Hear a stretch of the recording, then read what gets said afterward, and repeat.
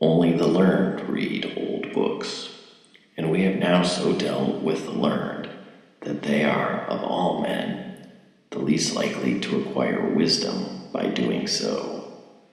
We have done this by inculcating the historical point of view.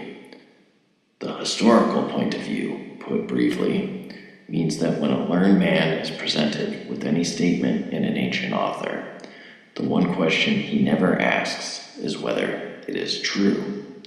He asks who influenced the ancient writer, and how far the statement is consistent with what he said in other books, and what phase in the writer's development, or in the general history of thought it illustrates, and how it affected later writers, and how often it has been misunderstood, specifically by the learned man's own colleagues, and what the general course of criticism on it has been for the last 10 years, and what is the present state of the question.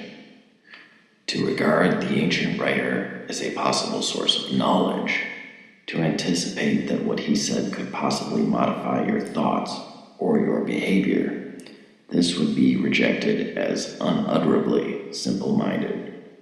And since we cannot deceive the whole human race all the time, it is most important thus to cut every generation off from all others.